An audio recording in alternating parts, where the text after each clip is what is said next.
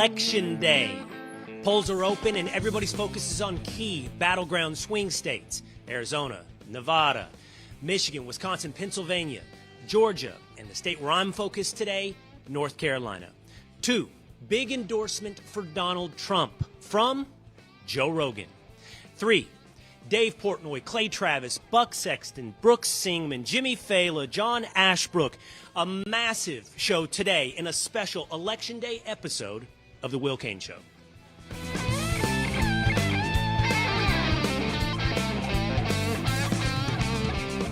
It is The Will Cain Show, streaming live at foxnews.com, on the Fox News YouTube channel, and the Fox News Facebook page. Always on demand by subscribing if you're listening on terrestrial radio, market to market, across this great United States of America, by heading over to Apple or Spotify and hitting subscribe. There is already a group of thousands joining us on Facebook and YouTube. Here's what I'd love for you to do. We're going to have big, jumbo-packed editions all week long of The Will Cain Show. So drop down into the text description of this live stream, and there's a little button that reads subscribe to The Will Cain Show. Make sure you do so. Hit subscribe, and then you can set a reminder each and every day, because we're coming to you today at a special time from a special location. 10 a.m. to 12 today. 2 hours, packed full of guests, live in North Carolina, the sweet spot, Concord, North Carolina, one of the key 7 battleground states. Kamala Harris and Donald Trump making their last pitch to voters. Here is the last pitch from Kamala Harris. So, America, I am asking for your vote. And here is my pledge to you. As president, I pledge to seek common ground and common sense solutions to the challenges you face. I am not looking to score political points. I am looking to make progress. And I pledge to listen to those who will be impacted by the decisions I make. There's the last-minute pitch from Kamala Harris. Good morning to everyone watching. Good morning to the boys in New York. Good morning to the Willisha. You watching, you are the Willisha. So jump into the comments section. Tell us what you think. What's going to happen? Will it be that last-minute pitch from Kamala Harris, or will it be the pitch from Donald Trump? We'll bring your comments into the show as we make you a member of the Willisha, because here now is the last-minute pitch from Donald Trump. A vote for Trump means your groceries will be cheaper. So many people mention, I go in, so many people mention groceries, that beautiful but simple word, groceries. Sir, my groceries. You don't think of it that way, but that's what they mention more than anything, my groceries. Your paychecks will be higher, your streets will be safer and cleaner. Your communities will be richer, and your future will be brighter than ever before.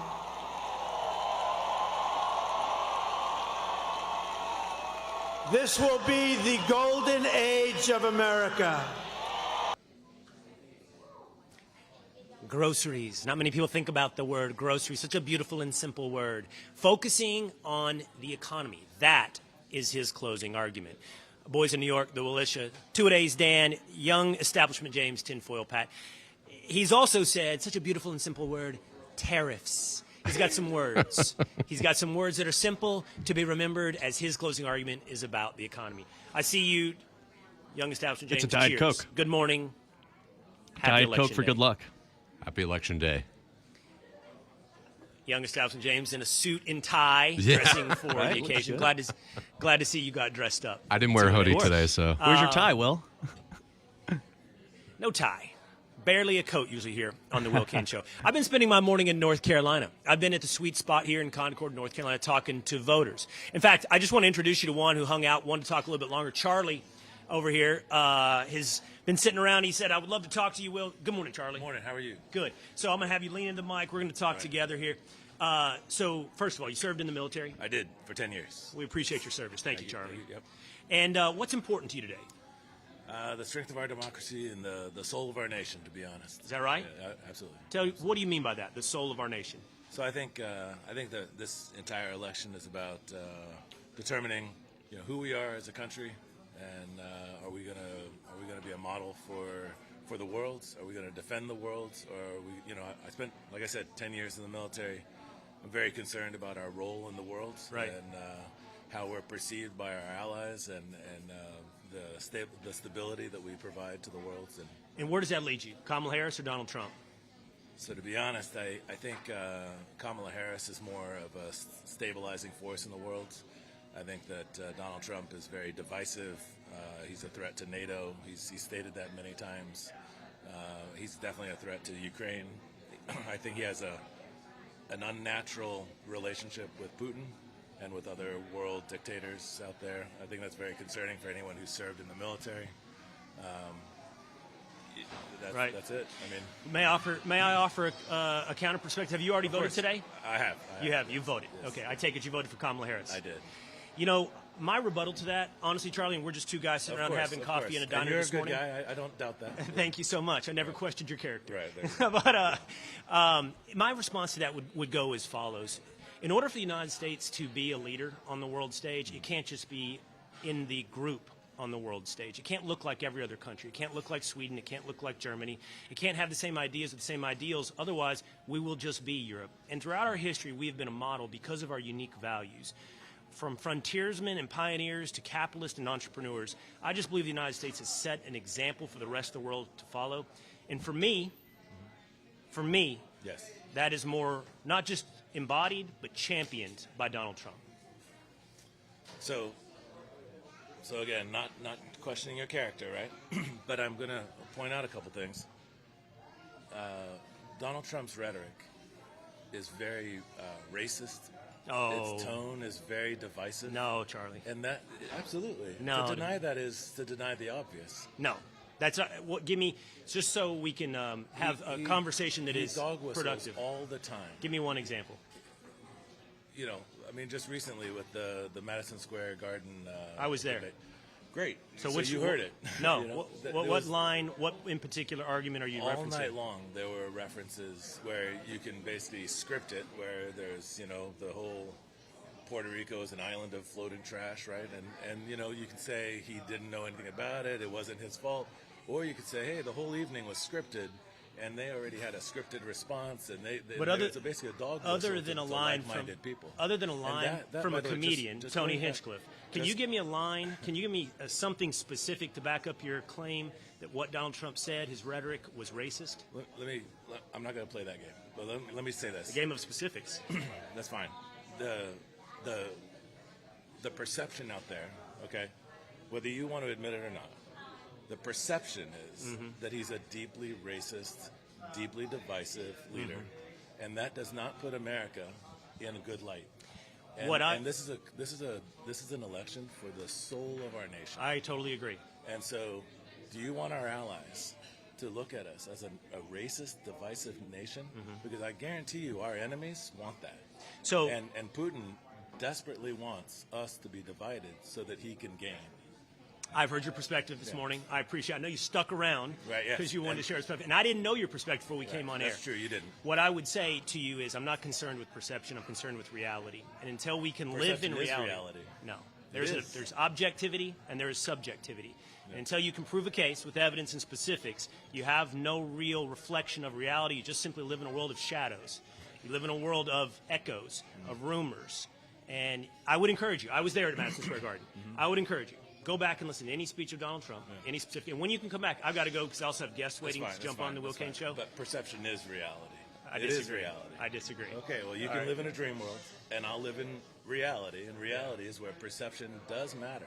Yeah. And our allies are depending on us, right? And if we are perceived as divisive and not supportive of the world order and NATO, then the world's going to become a much, much more dangerous place than you think it is. All right. I appreciate it, Charlie. I appreciate you. It. Yeah, you're welcome. All right, take care. All right. Good luck, everybody. There you go. There you go. I disagree with Charlie, obviously. Didn't know what his perspective was going to be as we went on the Will Cain Show today, but that's okay. This has always been a home where we can have that disagreement. I would say for sure that I do not believe that perception is reality, that dream worlds are worlds that live in something other than objective reality. If you live in echoes and repetitions and you can't give something specific about why you have a feeling that Donald Trump is racist, then you're living in the world that is a dream. Let's bring in now one of the hosts of the Ruthless podcast. John Ashbrook is joining us now on the Will Cain Show. They have a special Election Day episode episode. This already gone up. You can go over, I'm sure, on Apple or Spotify or anywhere else and download the Ruthless podcast. I don't know, Ashbrook, if you were just listening to that conversation, but I'd love your contribution. Well, first of all, Will, I just want to thank you for having me on. I mean, I'm a proud member of the Willisha over here, and I really do think people need to like and subscribe to the show because everybody needs to see what you're doing. You're having a real conversation with people of all different perspectives, and you got to tip the cap to Charlie and the service he provided to this country. The guy certainly earned the right to have a perspective and offer it.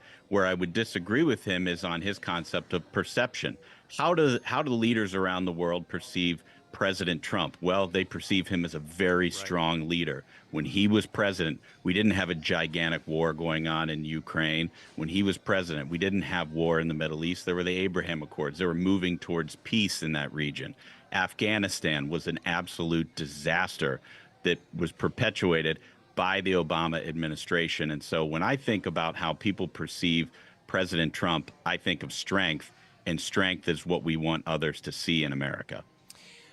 So I want to follow up on that, and we'll use, unexpectedly, Charlie's opinion as a golf tee for you and I to see if we can drive this ball forward.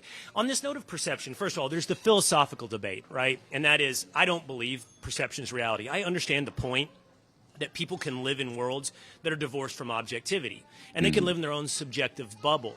But that doesn't mean the way it's supposed to be. Like, I believe sanity, John, is the pursuit of an objective reality, understanding the world around you. That's how you find truth. And so the perception that Donald Trump, for example, is a racist, you heard me press him and, like, give me a specific. You know, can you quote a line? He did mention Tony Hinchcliffe's joke, which was a joke and wasn't uttered by Donald Trump.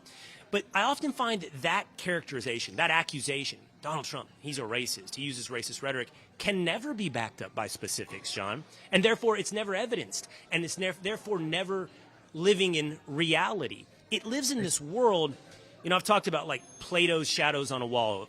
I'm sure you're familiar. I mean, that's a philosophical allegory from, thousands of years ago of people that believe shadows from a campfire are reality versus those that cut themselves free from the chains and go see the world around them. The world around you, you have to evidence, you have to examine. And I don't think there is a good piece of evidence to show or back up the idea Donald Trump is racist.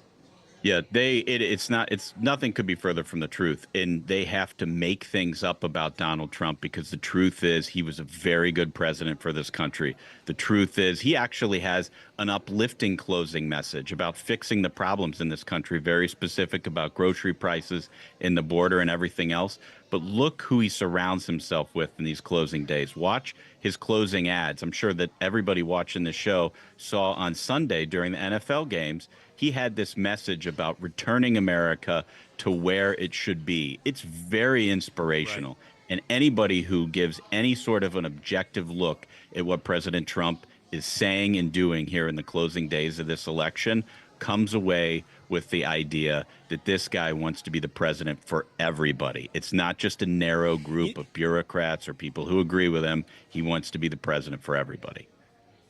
You know, the other odd thing, John, is like, okay, the Madison Square Garden rally is accused of being a Nazi rally, right? And then people show how many Israeli flags were flown at Madison Square Garden. Worst Nazi rally in history. Same thing with the accusation of racism.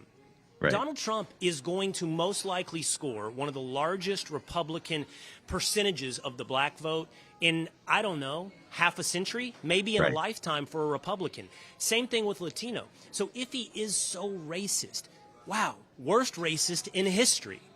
Yeah, I mean, I couldn't have said it better myself, to be honest with you, Will. The guy was a good president, and he is going to be a great president in this second term. I mean, there's just no doubt about it. And if you look at the number of people who are coming out of the woodwork supporting the guy in numbers, like you say, higher percentages than previous Republicans have seen from these minority communities. I mean, he's getting support from Latinos. He's getting support from Arab Americans in Michigan. And that's a real problem for Democrats' hopes tonight. Right. The other part of Charlie's argument to me, John, about perception being reality is he was very concerned about the way that Donald Trump is viewed by NATO, by the German prime minister, by the rest of the world. And you talked about, of course, we together can analyze the world. We can see the state of the world. War in Ukraine, war in the Middle East, horrific pullout of Afghanistan. But I think there's also this other thing. There's this different view of how America should behave in relation to the rest of the world. I find that many on the left, and Charlie was a supporter of Kamala Harris and opposed to Donald Trump, want us to be a member of a gang. I don't mean that in like a criminal enterprise. What I mean is like we're all neighborhood friends, and we all are of equal value and equal partners, and we need to get along. And that's the way, and he even used the words world order. Well, that's not how I see America's role, and that's not what I aspire to for an American leader. What I want is, honestly, what Donald Trump has embodied. Like, no, we're America, and this is the way that it's going to be, and this is the way that we're going to do it. And if you want to follow our lead, then we welcome you into our coalition. But if you don't, you don't have to become our enemy, but we're not going to pretend that you're our friend, and we're going to foot the bill for your defense. If you hate us and our values and who we are as Americans, then why do we have to continue to pay for your defense? I just think it's more like, I'm trying to think of the right analogy. It's not first among equals. It's first, period. We are America first. And then I will leave it up to you as a free country to choose whether you want to follow America. Yeah, no, I mean, you said it so well, Will. The reality is, when he was president in his first term, he forced NATO partners to give more, not just rely entirely on America to do absolutely everything for them, and then they get to say what goes. America says what goes, and that's the way it should be. If we want to continue to be a great nation, we have to have a strong posture around the world. We just do, and people. Other countries, they have to respect that. And President Trump... And they do. They respond to strength. They do. They absolutely do. I mean, just look at what happened after Biden showed so much weakness in the Afghan pullout. I mean, you talk to experts. We have a number of them here on the Ruthless Variety program. But you talk to experts, and they say that the war in Ukraine and the movement in Ukraine is directly related to the weakness that was projected out of Afghanistan. And I'm telling you that with Trump back in office, he will put America first. And that's so important. And one of the things that J.D. Vance always says that I love is that America is not just an idea, it's a nation. There are people who live here that depend on this government to continue to be strong on the world stage. And I just really, really hope he wins tonight. I feel pretty good, but I think it's essential that this guy gets across the finish line. John, that's an interesting point that you made, because I would say in the past I would have been somebody that embraced the idea that America is an idea. And the reason that I would have embraced that is because I think we have unique ideas in America. Like in the course of human history, unique ideas enshrined in things like the United States Constitution. But what I've grown to appreciate is we are also a nation based upon those ideas, and we are a people that ascribe to those ideas. That's the point of like immigration, assimilation, controlled immigration, buying into the nation state that embodies those ideas. And I've really come around, and I hear you describe that with J.D. Vance. I want to do this, John. I want to bring a third person into our conversation. He's the host of the Buck Sexton Show, or the Clay Travis and Buck Sexton Show. He is also the host of the Buck Sexton podcast, which you can see on the emblem behind him right now. He's the host of many shows, and I'm very appreciative of him showing up. Buck and I worked together many years ago at the Blaze. We don't work together often enough today, but I always love having him when I can get him on the Will Cain Show. What's up, Buck? Will taught me how to do TV. So like when I was on Bill Maher recently and all these leftists were saying that I should go like jump off a cliff, I was like, if you didn't like the performance, at Will Cain on Twitter, blame him. Buck, do you like it? Like, you've had some experience. I look at Scott Jennings on CNN, who I really respect what he does. He does a great job night in, night out, taking on five leftists. It's always 5-on-1. That's what I had when I was at CNN. Buck, you were at CNN. That's what I had at ESPN. And the truth is, I like the dynamics. Did you like it on Bill Maher?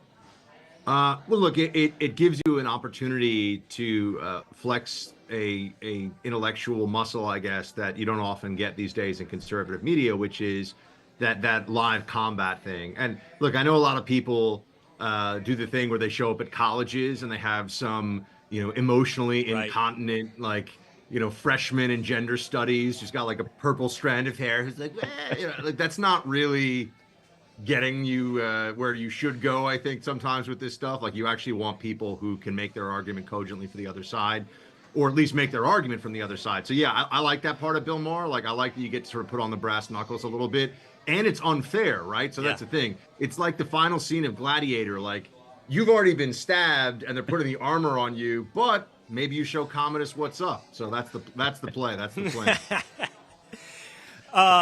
Buck, you're just joining us. John was here. I had a diner here. I'm at the Sweet Spot in Concord, North Carolina. And I should say for anyone watching, here's what's fascinating. All morning long, I was surrounded by Trump supporters. That's who shows up. If we're going to be honest, that's who shows up at a Fox and Friends diner. And they were very enthusiastic. I did have a man stick around, and boy, he stuck around. He's like, I'm going to take my daughter to school. Can I come back? And I'm like, sure, if you really want to talk. I rarely vet. He was a big supporter of Kamala Harris. So we had a conversation, and that set up John and I's conversation. The point of me talking about that dichotomy this morning, and I'll start with you, John, is how do you feel? Like, even among the people this morning at this diner in Concord, North Carolina, felt a bit nervous. They felt a little 50-50 about the way this is going to go down today and the next couple of days. How do you feel, John? Well, I mean, if you look at the polls, everything is in the margin of error in the key states, so there's plenty of reason to be nervous. But what I've watched closely over the last week is this early vote return. And if you look in the state of Pennsylvania, for example, Democrats' early vote return is 600,000 below where it was in 2020. And a lot of people say, well, it's different now because in 2020 we had COVID, so people were voting differently. I don't think that it's that different. Maybe it's a little bit different, but if Democrats must be off their targets, or Jim Messina wouldn't have said over this past weekend that this early vote is scary. He said that with Jen Psaki on MSNBC, a Democrat talking to a Democrat. David Axelrod said that he didn't think that they should count on Election Day vote for the Democrats. So I feel like that's reason for Republicans to be confident, but it's awfully close. All right, I'm going to let John Ashbrook go. I want you to go right now, wherever you are, Spotify, Apple, Fox News Podcast. I want you to head over and subscribe to the Ruthless Podcast. It's awesome. Wait, you guys are awesome. And they have an Election Day special. Ruthless podcast. I want to go on this podcast. Yeah, I've been wanting. I'm pitching myself. You tell me when I can come hang out on Ruthless. It's a great show you guys do. Sorry, Will. I'm just saying. Anytime, Buck. Pleasure to be with you. There you go. Yeah. Thank you, guys. Glad to play matchmaker. Buck Sexton will soon be on Ruthless, and you should download the Ruthless podcast to ensure that you can get that episode featuring Buck Sexton. But we have Buck today here on the Will Cain Show. All right, do you share John's perspective? Are you feeling confident, Buck, for Donald Trump? I think he gave the astute professional perspective as to where we are. Right. I think that's that is totally spot on in terms of it's very close. These are the dynamics at play. I take a more, I don't know if this is just going with my gut or something. I just think Trump's going to win. I think that, and I never honestly was in that frame of mind before. I voted for Trump now 3 times. Really? Right. And each time previously I voted for him, I was like, I don't know. I mean, it would be great, but I was worried in 2020 just because of COVID and BLM and all that stuff. I was not super confident. I mean, I thought it would be close, and obviously it was. 2016, it felt like this, wouldn't it be amazing? Wouldn't it be a miracle? And sure enough, it happened. So this time around is the first time where I just feel like they've run, and we could sit here for truly hours and go into all the missteps, the lies, the absurdities of the Biden-Kamala campaign. It really is a 2-person campaign, right? I just feel like this time around, we've learned a lot of lessons of 2020. And we're like the team, I know you get to hang out with Clay sometimes, and he's teaching me the sports commentary a bit. But we're like the team that if we just run the football up the middle, I believe we will win. Like, you could always fumble, right? You could always mess things up. And if people don't show up today, that's what that would be. But to me, if we just do what we have prepared to do, we win. That's how I see it. There's going to be something. I'm going to have this conversation today. And actually, you bringing up your co-host, Clay Travis, will be kind of interesting on this front. I also have Dave Portnoy coming up from Barstool Sports. And with those two guys, you see people who have changed over time, perhaps in how they see the world. I think, Buck, you and I overlap. I've known you for a long time. And if I think about why you would support Donald Trump or why you would vote Republican, and somebody was asking me about Buck Sexton, going on 14 I would say, years, Will. Going on 14 we've known each other. years now. Old. We are old. Go ahead. I'm sorry to interrupt your flow. I know. This fruit isn't quite as shiny as it used to be over here in North Carolina. You're still a young man, Buck. The thing is, we would talk about policies. You and I would. We would talk about the impact of policies that we feel like are rational, that make sense. You have a different experience than me because you grew up in the Northeast. You went to Amherst, and you used to tell me about this, a direct face-to-face daily interaction with what you would probably describe as the left. And it had a reactionary force on you. But I also think that, Buck, isn't probably, I'm guessing here, at the core of your being. This is where I think you and I overlap. I had a young guy come up to me at one of these times and say, well, Will, what's most important to you? And it's hard for me to just say the economy or gas prices, because the truth is, it's like, what's most important to me is really a philosophical idea about what America is supposed to be. Like, it's not in question. It's part of our character as individuals. It's part of what's written down in our founding documents. And it is deep. And for me, that is the major driving force. You love history and you love philosophy, Buck. I'd have to think, like, it doesn't, I mean, yeah, Donald Trump has his own unique ways that he addresses that. But that's always been what's animating for you, I'd assume, Buck. Oh, absolutely. You know, I watched some of the Elon Rogan interview that just happened as well. Occasionally, when my wife, I feel like, should be listening to the Clay Travis and Buck Sexton show, I'll hear Joe Rogan's voice somewhere in the house, and that's always I'm like, honey, hold on a second. You know, I think we're live on 500 stations. Like, what's going on? That doesn't sound like me or Clay.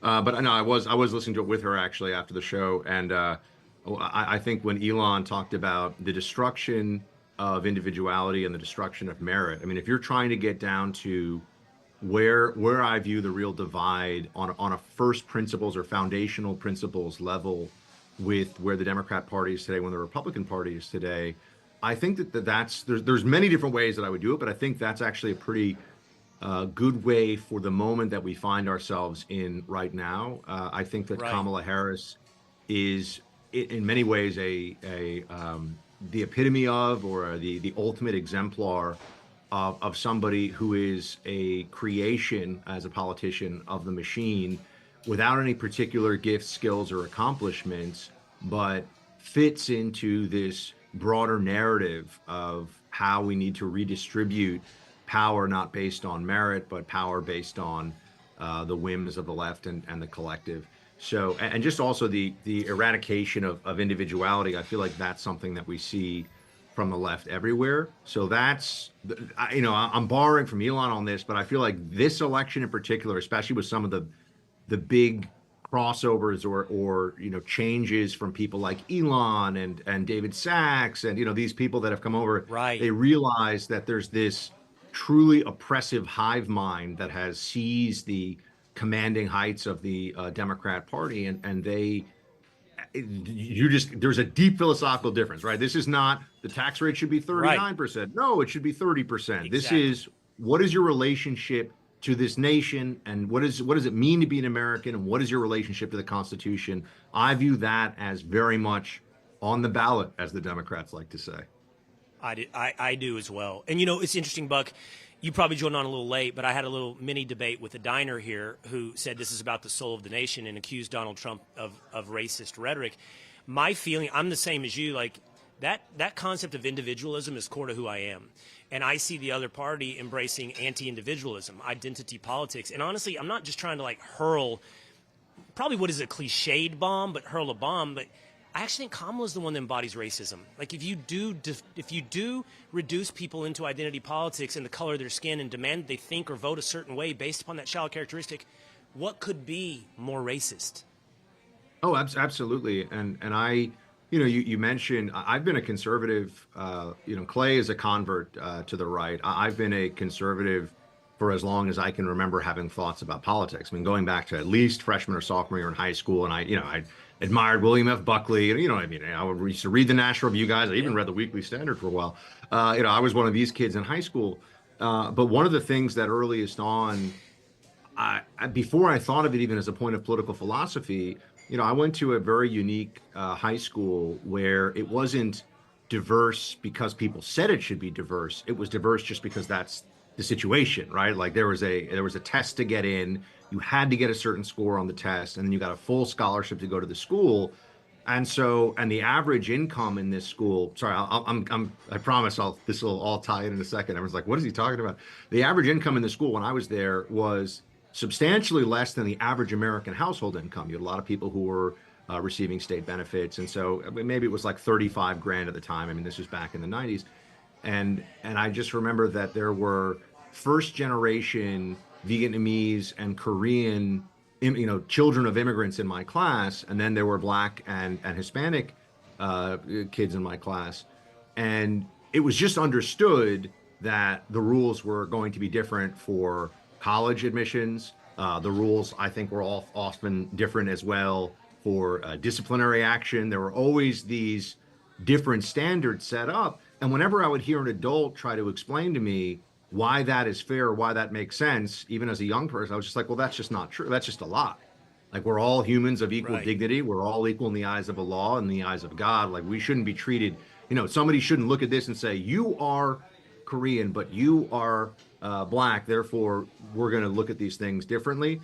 I think you fast forward now 30 years to today, and Kamala Harris, in many ways, is the embodiment of that philosophy of that we treat people differently based upon historical narrative, skin color, all of these kinds of things. And I just think it's fundamentally wrong. I think it's fundamentally indefensible. Really quickly, Buck, your and my path is very similar. You know that. I worked for a little while with National Review. I'm a big admirer of William F. Buckley.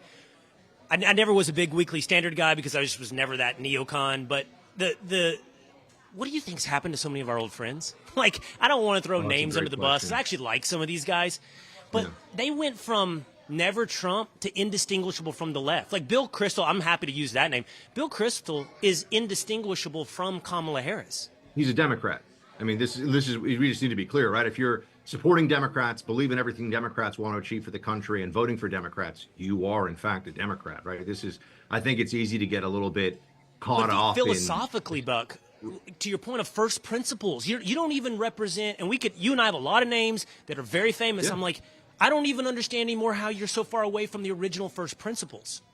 Yeah, I think that, from my perspective, and I think, I follow your work, Will, even though we're not sitting at a table together every day as we work for years. I think you take the approach as well as, I'm never looking to attack or tear down anybody on the right. I view it as like we're all broadly speaking on the same team with those same shared principles. I would argue that there are people who have truly abandoned those, however, and they are now. I mean, Joe Scarborough, I watch Morning Joe. I don't know if you know, let's talk about it on radio, Will. I watch Morning Joe like almost every day. Not the whole thing, obviously, but I'll watch their opening monologue. I'll pick a few things to get a sense of where they are. He says to a host of Fox and Friends. I'm sorry? He says to a host of Fox and Friends. You're on the weekends. That's different. That doesn't count. I watch only Fox and Friends on the weekends. But so with Morning Joe, though, because I call it traipsing through the enemy camp, I get to sort of see a lot of what it is that they say. I mean, he's a guy who he said recently, to your point, I'm more conservative than anybody who's running as a Republican this year.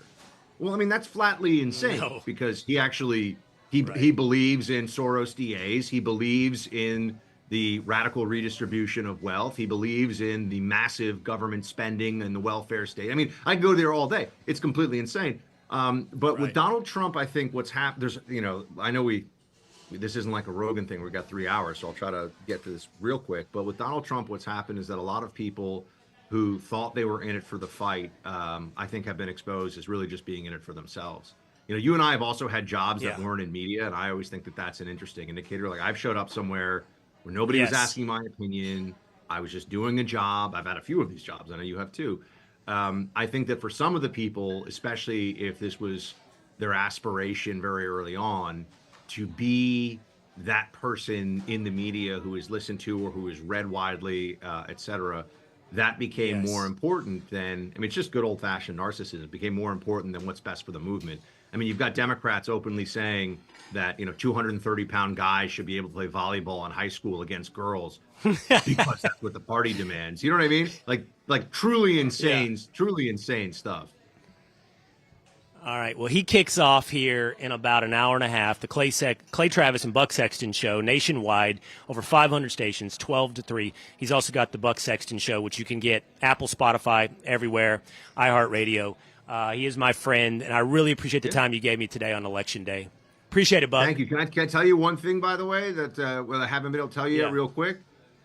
And people don't even know this yet on the radio show.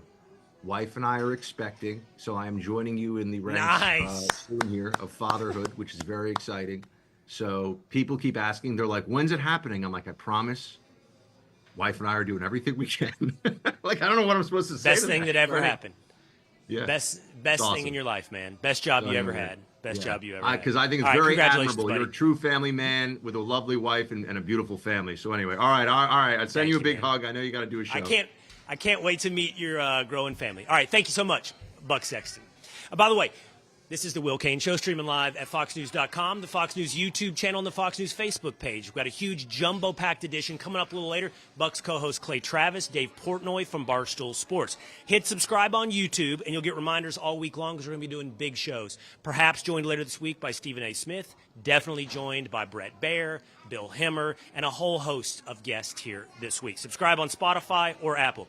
If you're not listening to Clay and Buck at noon, well, you definitely should be listening to Fox Across America with Jimmy Failla. He joins me now on the Will Cain Show. Sit up straight, Jimmy. I know my posture, by the way. Broadcasting. Holy heck. I look like a cowboy called Clint Feastwood.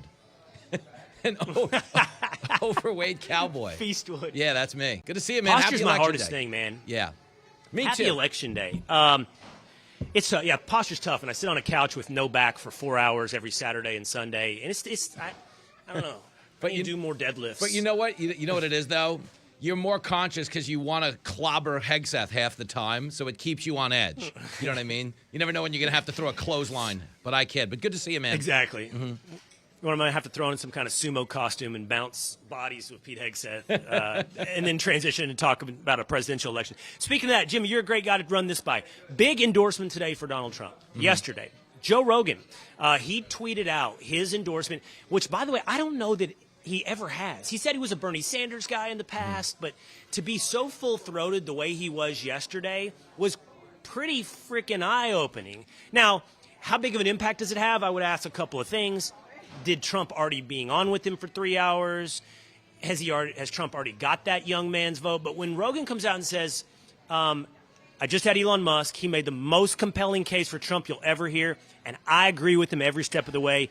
For the record, yes, that's an endorsement of Trump. Mm-hmm. How big of an impact do you think that is, Jimmy? It's huge, but to be clear, it still doesn't change the fact that Marianne Williamson is going to win this thing. And I think we should just come clean with the American people. I mean, I believe she's at 0.8% in New Hampshire right now. It's within striking distance. Here's the deal on a serious note. The reason endorsements like Rogan's matter more than a traditional celebrity endorsement is because he's built up a trust with his listener. He talks to them for 3 hours a day. And we've watched him build towards this with other guests that were pro-Trump. And, of course, Trump and RFK and Elon's multiple appearances. But the fact that over the course of time they've built to this endorsement and he's kind of led his audience down this path, carries more weight in their lives, both intellectually and emotionally, than when, like, Cardi B shows up and reads off a phone. You know what I'm saying? Or George Clooney shows up for an hour, raises $35 million, and then tells you 2 days later the guy you donated to has dementia. Okay, there's a different... right. Wasn't it funny how once the check's cleared, he was like, oh, yeah, by the way, Biden has dementia. Anyway, thanks for the money. Vote Kamala. Out. Yep. And I think that's the challenge here for the Democrats and for the country as a whole is, Will, tonight we're going to find out who actually does have more influence over the electorate in this day and age. Is it the citizen journalist on social media, or is it the legacy media that's wildly partisan and has openly discredited themselves at every turn? And I think this is the grand finale for them, win or lose. We both see it, trending towards the digital space. Boy, I think so, Jimmy. That is the race going on underneath the presidential race. Of course, at the top of the line is Kamala Harris versus Donald Trump, but there is a subtext. There's another battle going on, and that is what is the most influential way to get out your message. Because the legacy media is lockstep, outside of the existence of Fox News, lockstep, not just for Kamala Harris, not just biased, but propagandizing and lying for Kamala Harris. The Liz Cheney thing is beyond the pale, accusing Donald Trump of wanting to execute Liz Cheney. Beyond the pale. But Donald Trump's done a very online campaign. Theo Vaughn, Full Send podcast, the All In podcast, Joe Rogan. Now, there is some question out there, has he been too online? Now, he also does TV, we should point out, and he loves TV. And I've heard him say TV is underrated, actually. But it'll be a real indictment. I think it is the nail in the coffin of propagandizing legacy media. And the truth is, him being online as much as he has is an asset, if only because it's humanized him. What all of these appearances, McDonald's, the garbage truck, the Al Smith dinner, going on Rogan, it makes it so much harder for the Democrats to sell the idea that he's an existential threat, he's Hitler, he's going to end democracy. There have been too many interactions with the human side of Trump for the Democrats to close that sale. That's why I think he's going to win if the turnout is on par with the polls. It's because when I'm out there on the street now, think of it this way. We did a package Saturday night, Fox News Saturday night, where I interviewed 100 people in Times Square, okay? The tally on that was about 85 to 15 Trump, but what's so significant is of that 85, about 60 of them were black men. Now rewind back to the summer of 2020. It would be unfathomable that in that summer when the country was on fire and we were torching police stations, that black men would be openly declaring that if Trump doesn't win, it's rigged. Okay? He has penetrated a lot of social circles he never had access to because the best surrogates he's had have been in this administration. They've made a better case for his presidency than he ever could, and it's allowed people to openly declare their support for him, which has opened up a lot of new doors, man. Do you think, so that's the question, Jimmy, and look, you and I have fun, and I want to have a fun conversation. Look, I don't hold myself out as an expert, and I doubt you do as well, on like early returns and turnout and that sort of thing. But it is going to be the story of the day, Jimmy, like who turns out. Is it women? Is it women that vote for Kamala Harris? Is it Republican women? I keep hearing that story over and over, who might vote for Kamala Harris. Or is it black men who will show up and vote for Donald Trump? I don't know, and I don't know that you or I know, but I think when we wake up tomorrow, Thursday, Friday, when this is over, that will be the story. The only thing I want to add to that is all of these Democratic dads who keep posting these videos about how they're voting Kamala so their daughter can have an abortion someday. It is weird to me that no Democratic dad is saying that so their son can have an abortion someday. It's like they made up the whole men can get pregnant thing, Will. I don't understand. Oh, right. Right. How you dare forget your son. And you know, they say, like, you can't electioneer and you can't wear campaign merch to the polls. Like, the woman online in front of me this morning had a COVID mask on. I'm like, that's a Kamala shirt. There is no one voting in a COVID mask that is voting for Trump. Nobody. That's fair. I saw a lady in the diner a minute ago wearing a mask, and I was like, well, I kind of know where that's going. But how about this? My cameraman, Rick, just pointed this out to me. He said, hey, you know what was genius about Donald Trump wearing a safety vest to signify the garbage comment? Is that right now everybody's going to polls fighting traffic, and there's somebody standing around the poll center with the reflector vest on because that's what you got to wear. And now you go, is that a Trump supporter? Whole new world, man, but he did. He's winning the optics battle. I love it. It's going to be a great show, man. Yeah. What do you got coming up today on your show? We don't want to miss it. As soon as the Will Cain show's over, by the way, Fox Across America with Jimmy Failla. Yeah, and it's a must listen because if you sit through 3 hours of my show, you leave feeling like you too could get a nationally syndicated talk show. So empowerment is the message of the day. But we're doing what you're doing, okay? The country's on fire. We're roasting some marshmallows, and we're going to have a good time yucking it up and kind of forecasting the way this goes. My prediction, if you want to know, okay, they say if Trump's doing well, there's going to be early indicators in Georgia and states like that. Okay, now if Trump's doing really well, okay, they say around 2 a.m., Doug Emhoff's nanny will get a "you up" text.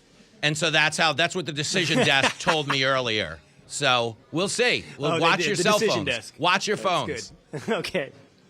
All right, more of that on Fox Across America with Jimmy Failla. He's the host of also Fox News Saturday Night with Jimmy Failla. He's my friend. I'm so glad he gave us a little time today here on the Will Cain Show. Thank you, Jimmy. You're the best, man. Happy Election Day. All right, happy Election Day to you. All right, here's what I want to do. I'm going to take a small break, 90 seconds. In that time, I'm going to head over to Apple, Spotify, hit subscribe, so you can always hang out with us here on The Will Cain Show. Subscribe on YouTube. Huge audience today. You're dropping into the comments section. You're part of the Willisha. When we come back, we will have former House Speaker Kevin McCarthy and Brooke Singman of Fox News to break down what we're seeing already in early voting. Polls are open everywhere, including here in North Carolina. Let's see if we can read where we're headed in the race for the president. Coming up on The Will Cain Show. Welcome back to The Will Cain Show, coming to you live in this special Election Day episode from the sweet spot, Concord, North Carolina, one of the 7 all-important battleground swing states. If you're out here in Concord, North Carolina, I'll be hanging out for the next hour and 15 minutes. You can come down here. Perhaps you get on the show, like Charlie, who led off our show today, telling me why he disagrees with me on basically everything that I stand for and believe. But that's what we do here on The Will Cain Show, and you should subscribe on Apple, Spotify, or on YouTube. But polls are open. People are voting. Some 60 to 70% of the electorate seems to have already voted in early voting or absentee or mail-in balloting. So we have some indication. We have some ability to read the tea leaves. Let's do so with 2 people that know. How about Fox News digital political correspondent Brooke Singman and former House Speaker Kevin McCarthy joining us on The Will Cain Show. Good morning to you both. Good morning. Good to see you, Brooke. Good morning, guys. Hi, House Speaker McCarthy. How are you? Glad to have you both on. I'll start with you, Mr. Speaker. We keep trying to compare this to the past, and that's the best that I can do. Kevin is compare it to 2020, 2016. I'm starting to think that I shouldn't compare it to 2020. I just don't know, Democratic turnout in Pennsylvania, way less than it was in 2020. But what does that tell me? Republicans doing a much better job, as you well know, Mr. Speaker, in the past when it turns out early voting. But I just don't know what to compare it to. I guess what most important is it looks like Donald Trump is doing better than he did in 16 when he won and when Republicans go back to 12 in 08. It does seem like on the ground, this is historically good for Donald Trump. Yeah, and you're right to question whether you should compare, because remember, 2020 was COVID, and they did change a lot of election laws during COVID. Like for Pennsylvania, they mailed everybody a ballot. And there's 300,000 Democrats who voted in that presidential election who have never voted since. Well, the election laws now have come back. So it is a different scenario. But there are some things you should compare. At this moment in time, 4 years ago, the Democrats had an advantage because they already banked more than 1 million more votes than Republicans. Now they only have a 400,000. In Pennsylvania. In Pennsylvania. Now they only have a 400,000. Now, if you go where you are, North Carolina, they had an advantage there. Now they're behind. The Democrats had an advantage 4 years ago. Now they're behind. So you love sports. You're great at news. You're great at sports. It's like being in the fourth quarter and you're in the lead. You'd rather be in the lead than be behind. But if it's the Super Bowl and it's the Patriots versus Atlanta, you want a great quarterback like Tom Brady. Go bring you back, right? But Trump has led the majority of the time. He had a bip down and he came back up. So I'd rather be Trump than her. Also is you want to look at the timing of where you are. The generic ballot was +6 for Democrats 4 years ago. It's 0.4 for Republicans now. But the pollsters got it wrong 4 years ago. They said that Biden would win Wisconsin by 6 points. They underestimated Trump by like 4.2. Trump lost Wisconsin, but only by 20,000 votes. So we'll never know who's right until the election happens. We don't want to spend a lot of time on polls today because polls have opened and people are now voting. Brooke, but to the speaker's point, if I look back at any previous election year, national poll or state by state, the point is the Democrat would have been leading by much bigger margins than they are today, or the Republican, Donald Trump, is leading. And if this does hold to the past, where people, for some reason, consistently have underpolled the Trump voter, then it could be a big win for Donald Trump. I don't know. You have been with the Trump campaign, Brooke. You're there with them. Do you get a sense of confidence?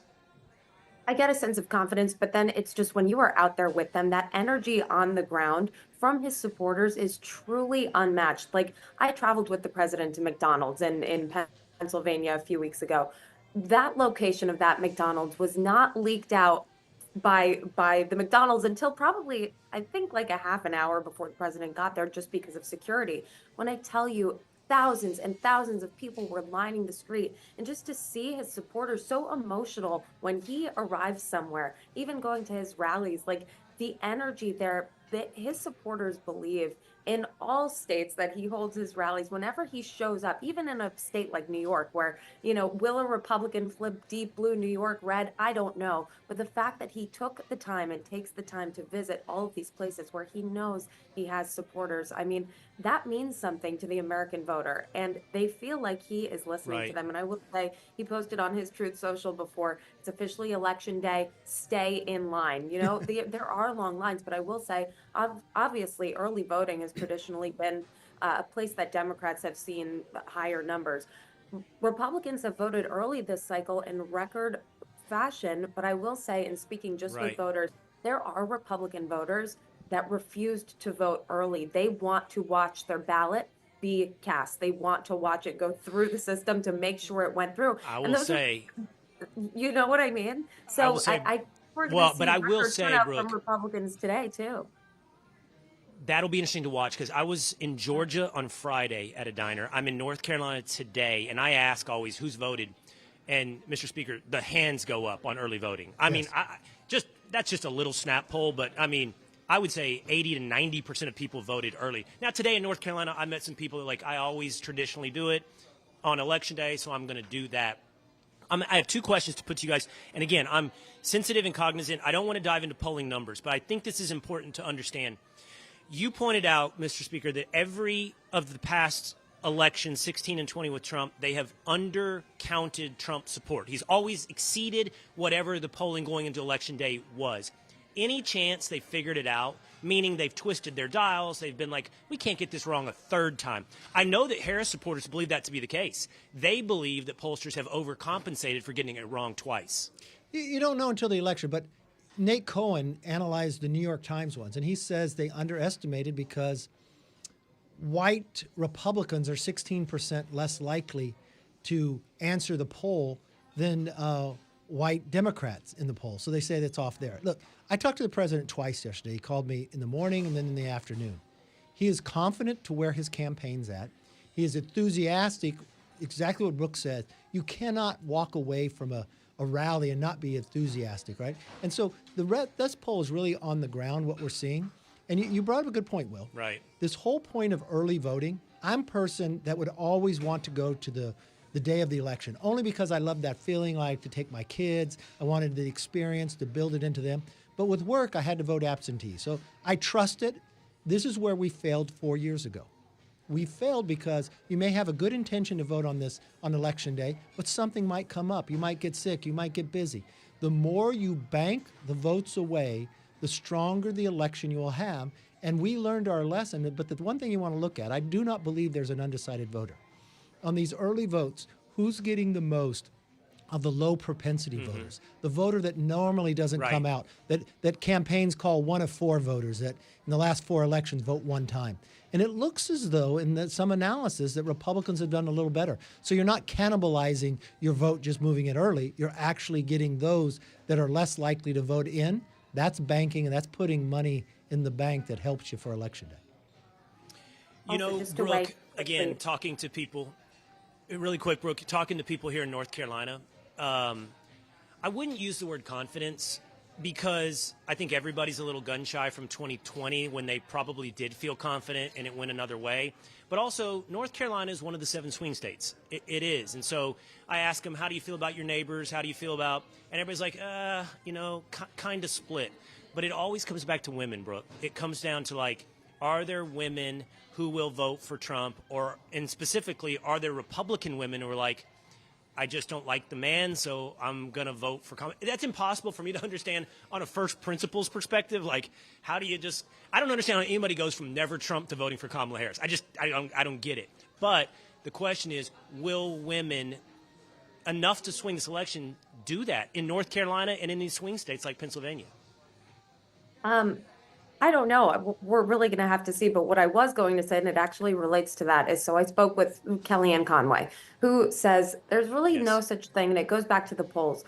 There's really no such thing as a closet Kamala voter unless, it's these Republican women that would go vote for Kamala. But she says there's no such thing as a closet Kamala voter. It's closet Trump voters. And so she felt that the polls were underperforming for him, which I actually do agree with. But when it comes to these possible closet Kamala voters that are Republican women, I think Republican women are going to turn out for President Trump. I do. I mean, the issue of abortion has been this issue forever. I think that the Democrats have done a fantastic job this cycle of the misinformation game related to the issue of abortion, I personally think.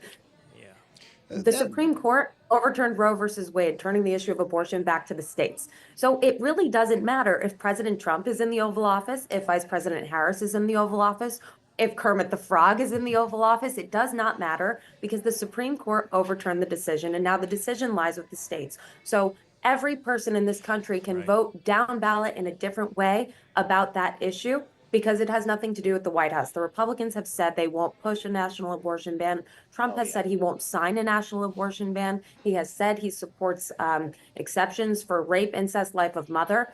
And then you have Vice President Harris and all of her surrogates saying Trump will sign a national abortion ban and saying that they will take away every right to any type of women's health care. That's not true.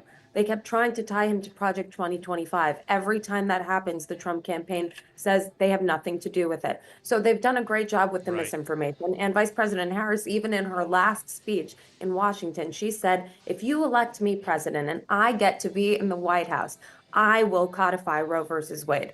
Really? Well, Roe versus Wade was overturned 2.5, 3 years ago, right? You've been in the White House this whole time, so you're just lying. If you had the power to do that, wouldn't you have done that now? So I think that issue is it's actually so frustrating as a woman. And I think that voting block, that 18 to 35 voting block that I know Vice President Harris has been really going after on the Call Her Daddy podcast, which to me is just insulting. What, an 18 to 35-year-old woman wouldn't read the Wall Street Journal? But, it's an interesting issue, and we'll see if Republican women actually go for that. But I do think from who I've spoken to, voters on the ground, those are like women who want crime to be reduced, who want the border secure, who want the grocery prices to go down.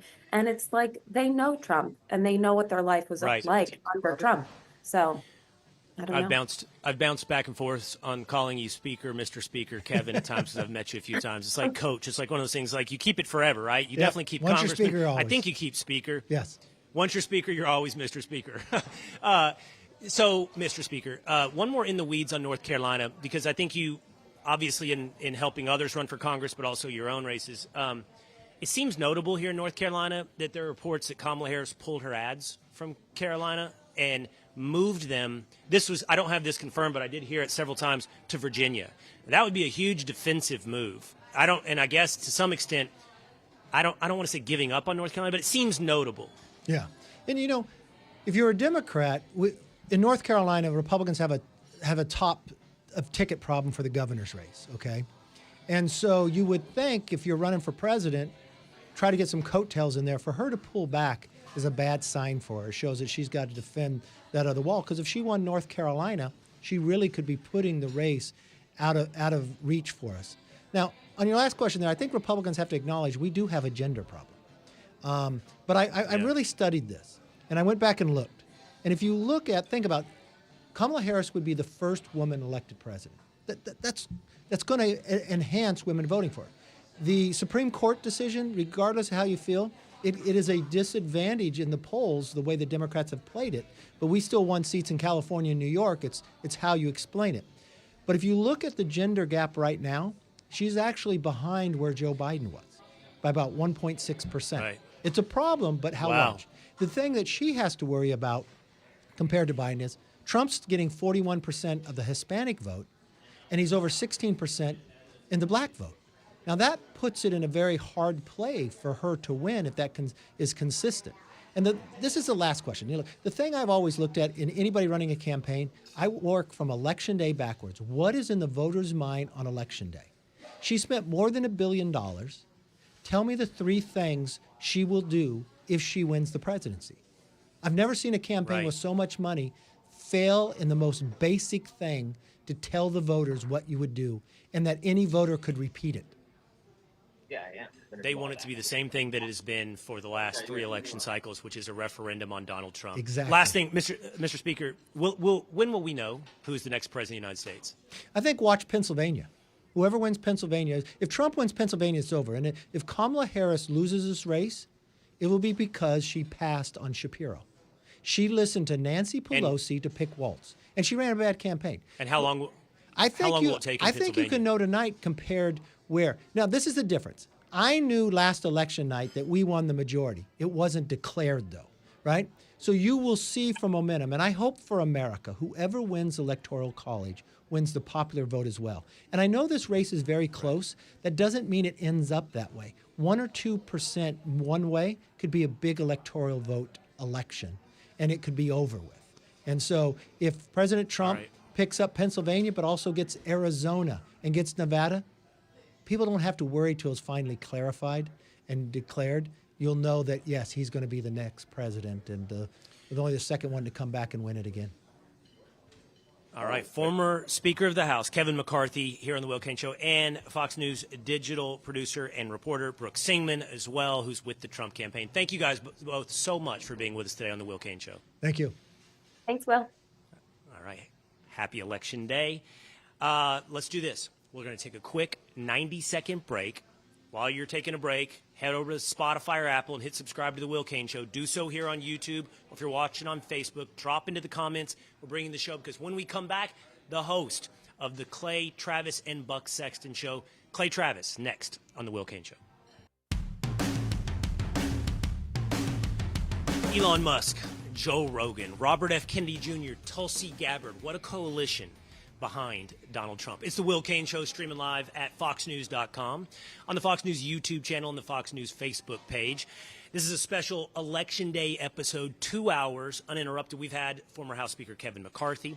We've had Jimmy Failla of Fox Across America.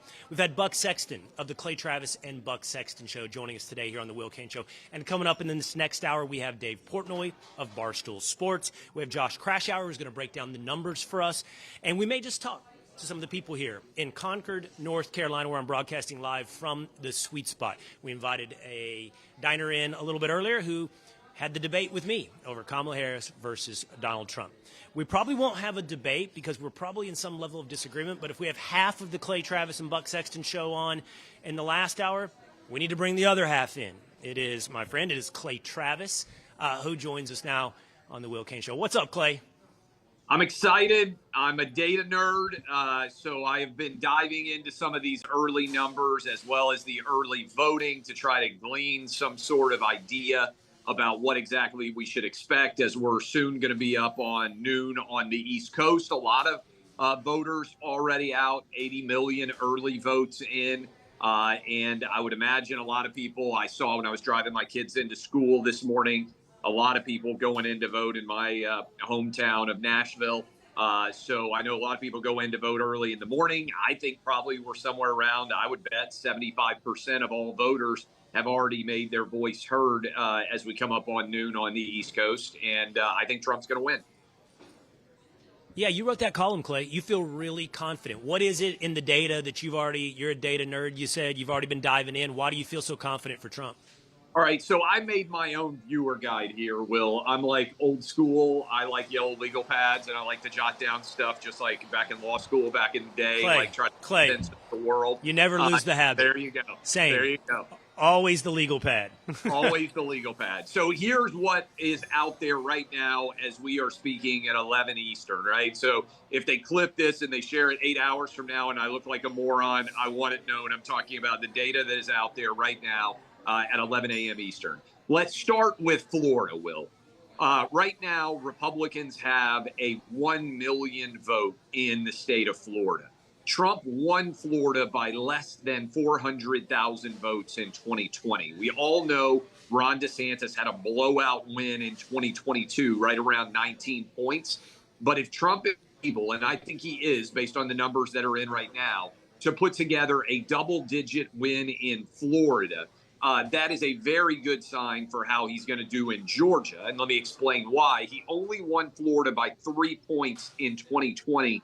Georgia went to Biden by about whatever it was, 10, 12,000 votes. You know this well, having spent a lot of time in the area. There's a lot of overlap between South Georgia and northern Florida. That is the great line that you get in Florida is the further north you go, the more southern you get. I have a place in the Panhandle, which is basically just lower Alabama, right? If Alabama hadn't screwed up back in the 1800s, they would have had a lot more beachfront property than they do.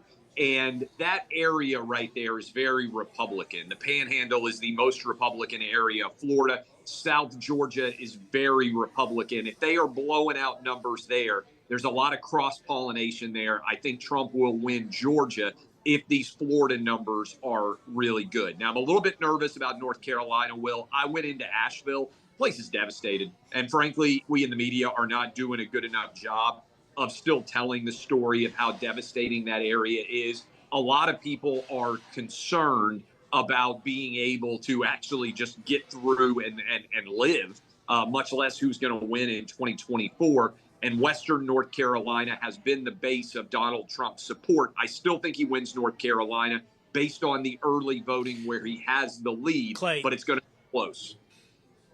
On that note, I'm in North Carolina right now. I'm in Concord, just outside of Charlotte, North Carolina. And I met several people who drove in from the mountains. That's how they self-describe where they came from. And they were a little short, admittedly, of the devastation, meaning a little further east than most of the devastation. But they all had family, and they all talked about it. They call themselves mountain people, by the way. And they said the turnout is huge. They said the turnout is huge in that area. And it's obviously, as you point, leaning right. Yeah, my only concern on that, leaving aside the more serious concerns about, hey, do people have places to live? Are they going to be able to have running water, which they still don't have reliable running water? Schools just got back up recently. Well, a lot of people made the decision to leave that area somewhat with their families to go to different places, as often happens. Have a natural disaster. How many of those people, yes, people who are still there may be able to vote, but how many people went to different states? How many people are just lost in translation? But so that is, I think, significant. So that's kind of the Southeast picture. Right now, Republicans are up around 200,000 votes in Arizona. If you asked me to give a prediction on the battleground state that is most likely to flip to Trump from Biden in 2020, it was Arizona beyond a shadow of a doubt. I, at this point, would be stunned if Arizona doesn't. And again, everybody needs to keep voting. Go out. Don't listen to me. Because I said, go vote. But I would be stunned if Arizona's not flipping. And then Nevada. Right now, Republicans have, again, at 11 a.m. Eastern, which is only, 8 a.m. on the West Coast, I think they are right now. Right now, Republicans have around a 40,000 vote lead. That's a decent margin that they have built in. People are going to be voting all day in Nevada. I like Republican chances to flip that state as well. If I'm right on all that, if I'm right about Georgia, and I'm right about North Carolina, and I'm right about Nevada, and I'm right about Arizona, it's still going to come down to the Big Ten states. And Trump is going to have to, even if I'm right about all those states, it only gets him to 268.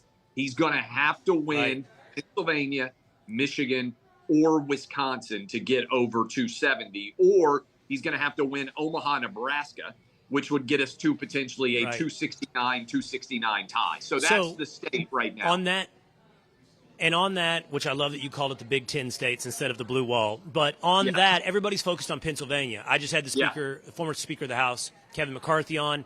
He talked about Pennsylvania. I've seen rumblings, Clay, that people aren't paying enough attention to Wisconsin. Wisconsin, it almost feels like if you ranked them in probability for Donald Trump, it would probably go Pennsylvania, then Wisconsin, then Michigan would be my assumption. But there are others saying number one might be Wisconsin. Well, if you go back to the 2020 election results, Wisconsin was the closest state, around 20,000 vote margin for Biden in 2020. Wisconsin's notoriously difficult to poll. And so nobody ever seems to really have an idea how things are going there. I think that there is a good chance that Pennsylvania and Wisconsin are going to vote together.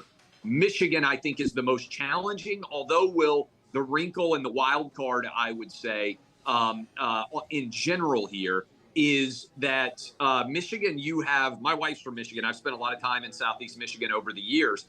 You've got a huge Arab population, and you have a huge Jewish population. In 2020, Joe Biden won both those groups by massive numbers. Kamala Harris has got a real challenge on her hands being able to maneuver in that arena where obviously they're at loggerheads with what's happened since October 7th. If you told me right now, hey, Jewish voters in Michigan are going to go 50-50 and Arab voters in Michigan are going to go 50-50, that is just a wash, basically. I think I would predict Trump to win Michigan as well. So we don't really know. The data out there is not very reliable on exactly how those guys are going to vote in that particular group, to say nothing of other turnout. But if I were betting right now, and I love to bet, Will, I would say there's about a 2 and, Trump should, I would have to get 2 or 3 to 1 to me on Kamala Harris right now for me to take her to win the election. All right. Clay, you know this. It's a big endorsement today. Came out yesterday. Joe Rogan endorsing Donald Trump. He did so after a podcast he just uploaded with Elon Musk. On that episode, Musk made his case for why this election is so important. Let's listen to it together on the Joe Rogan Experience. Well, I'll say it again, man. I think this was the last election. If Trump doesn't win, this is the last election. I think you're right. Yeah. I think you're right. I think people, and a lot of people are waking up and realize that have been lifelong Democrats. Guys like Bill Ackman, guys like Chamath. Yeah, exactly. Tulsi Gabbard switched over to the Republicans. Yep. Like, there's a lot of people who their whole life they've been left wing and they realize, like, I can't do this anymore. You and I used to be Democrats. Yeah. So. Yeah. Yeah. It's nuts. It's nuts, man. And so, Clay, if we flesh that out, there's a lot of reasons why one would say this could be the last election. Rogan's talked about the role of illegal immigration and into the swing states where they've been sent. But here's what I wanted to focus on for a moment. I had Buck on a little bit earlier, and Buck and I have pretty much walked roughly the same journey when it comes to why we vote the way we vote, or why we believe. You and I were in sports together, and we were on the same side, but we weren't always, meaning you before, and you've been open about this, you voted for Obama. You've had a conversion that really kind of predated what we're seeing with young men. Young men right now, through Rogan and Musk and others, are going heavy towards Trump. You were probably 5-6 years before that. Why? Yeah. What is it that brought you in this direction, Clay? Yeah, it's such a good question. I do feel like I've kind of walked the same path that Joe Rogan and Elon Musk have, and frankly that Tulsi Gabbard has, and Bill Ackman, as you mentioned. There's a lot of people who are traditional Democrats. I voted for Barack Obama. By 2016, I was frankly very frustrated with both parties. And I voted Libertarian with Gary Johnson. And I understand everybody out there's like, oh, you moron. I mean, I've got plenty of voting history for people to hate me on both sides for a variety of reasons. But then I saw Trump labeled basically the great Satan by media. And I saw Colin Kaepernick taking a knee. I saw the idea that suddenly if you were trans, like you were Caitlyn Jenner, that you got an ESPY. And I just started looking around and saying, I don't recognize this country anymore. And look, I've argued this, and I argued in my most recent book, Will. If you went back and actually just considered Bill Clinton, 92, Ronald Reagan, 1980, and Barack Obama, 2008, leave aside the political parties, every single one of them, I would say at its essence was America is awesome. The fact that I could be elected president is evidence of that. Whether in Hope, Arkansas, it was Bill Clinton as a single parent from a single parent home, relatively humble beginnings. Barack Obama, mixed race kid from Hawaii.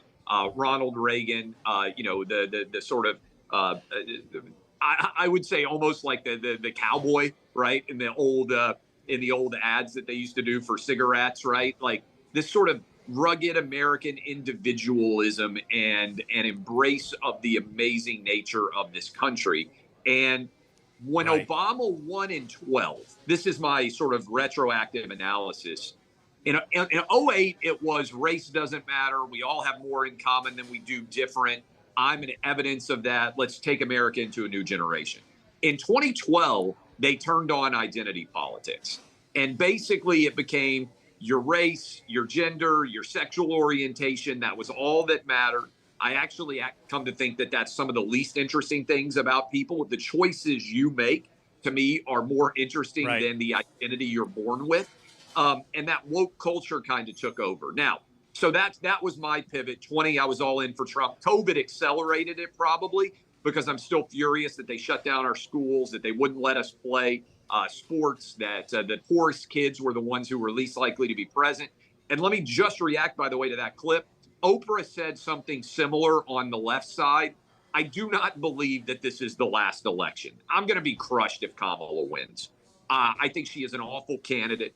I think it will be the culmination of Democrats' ability to put anybody in. But I don't think that we're not going to have an election in 28. And I also don't think that if Trump wins, somehow he's going to turn into an autocrat dictator and he's Hitler, and we're never going to have an election in 28.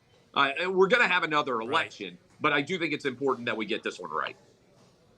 All right, before I say goodbye to you, Clay, and let you go do the Clay Travis and Buck Sexton show, let's bring in, I did ask him ahead of time if he's up for it because you guys are old buddies, you're old pals. Hey, what's up? Dave Portnoy from Barstool Sports joining us now. What's up, Dave? Yeah, you asked me 2 seconds before I came on. Like, hey, do you care if we stick on with Clay? You literally asked 2 seconds ago. So let's not ask like. Well, you could have said no, Dave. No, I wasn't going to say no, but it was a 2 second ask. It was within 60 seconds. Well, would you have said no if I gave you? If I gave you 10 minutes, Dave, would you say no? No, probably not. But it was like it wasn't a long ask. That's all I was saying. Look, well, I'm glad to get you guys together. We have disagreed on a lot over the years. I think we are almost in agreement on everything politically, which, by the way, may make a lot of people nervous because there are a lot of people that don't like us. But I've seen a lot of the stuff he's been putting out lately. I agree with most of it, almost all of it. And I think sanity, I'm hoping, is going to win today. And if it doesn't, I'm going to be a little bit nervous when I wake up tomorrow or Thursday. It's a coin flip. All right. I think we got a coin flip.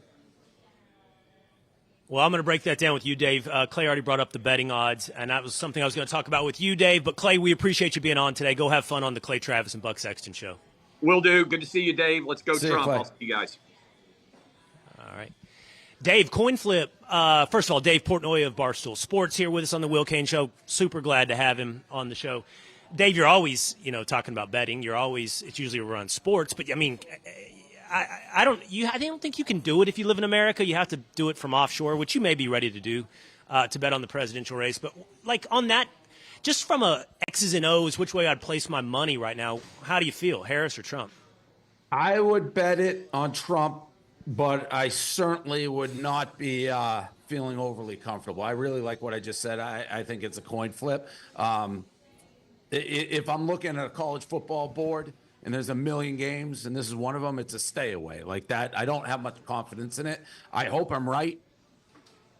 It's like 51-49. That's how I feel. And you see so much stuff like the polling, and it really depends. You can just scroll down X or you can turn on the TV, and depends who you're listening to, what they're saying. You can make a case right now for anybody. It's really hard to tell.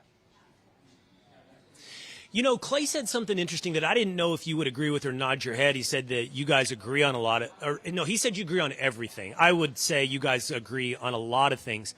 I don't know where your disagreement may lie, but you're a naturally disagreeable person. By the way, so am I, Dave. Not an insult. You want to find where you want to disagree. It's more interesting when you disagree than when we all nod along with one another. But here's what I wanted to ask you. I don't know where your politics are. It's not even that important to me, Dave. But, I've gotten to know a lot of the guys at work at Barstool, and I'm also not asking you to out anyone else's politics. But I would guess, Dave, let's just rewind the clock 10 years. My assumption of you 10 years ago would not be that you and I had so much agreement. Whereas something's changed, and younger dudes, no one in particular I'm talking about, but younger dudes at Barstool, younger dudes at large, do have way more agreement with me, have moved to the right. I mean, you're around young guys. You and I are about the same age, but a lot of guys that work with you in their 20s. You have to have seen this as well at Barstool, or at least even in your fan base. Yeah, I mean, Barstool's pretty split. So, we'll have some people who are left, right. I have certainly moved more right. I would say growing up, I was always interested in politics, but I was sort of, this is contradictory, apolitical. Like, I don't know. My family was, like, I remember I went to a rally of Jerry Brown when I was a little kid, of all people. For some reason, I liked him. But then I didn't pay as much attention. And really, I would say what shifted for me is me personally, I sort of became a little bit politicized. Like, because of Barstool, I think a lot of people looked at it as bro culture. And that was something that in this country was very much being frowned upon by the left. Like, if you were kind of a white, middle-class, male, Duke lacrosse, all of it, that vibe was kind of shifting, and it was a negative connotation, whether you're in a frat, whatever, and I wasn't. And as Barstool rose, I found out most of the people that really hated my guts and really were trying to tear down what I built or come after me personally tended to be extreme left. And weirdly, a lot of the social values, I may agree with some of the stuff that they supposedly believe in. Like I've said, I'm pro-choice. That's a very big issue for me. I'm still, and I actually said, I think that may make me vote Democrat. It's not, because of everything that's happened. So I've shifted. When you say, real quick, when you say that's a really big issue to you, like in the past, might that have defined your vote? Yes, could have defined my vote. That could have defined my vote. A lot of things, and by the way, when I said that, I got crucified by the right. People who for a long time were like, we like Dave, we like Dave. Suddenly they hated me on that one issue, which drives me nuts about politics. Like, you don't have to agree with everybody on every single issue. But so much happened since then. I think Kamala is a horrific candidate, horrific. I don't think it's right, and I resent the Democrats for not letting somebody like me, who potentially could vote Democrat if I liked the candidate. I wouldn't have voted for Biden. They knew Biden was unfit. They waited till after the primary. So whoever is controlling these people could still be in power. That infuriates me. That, you want to talk, and I've said it, everything they talk about threat to democracy with Trump and dictator, what they did was the biggest miscarriage of democracy or subverting of democracy, I think, in my lifetime. And I know you'll have Democrats placing Kamala. Yes, placing. Oh, well, the Constitution says you can do it. That's semantics. Those people know what happened. So that drove me nuts. I don't think the last 4 years has been good. I think there's an element, and it's happened now for a while, where working hard, being successful, making money is all frowned upon. Like, those are things now that you should feel guilty about. And that all comes from the left, and I hate it. And you have Kamala multiple times saying, I was the last person in the room.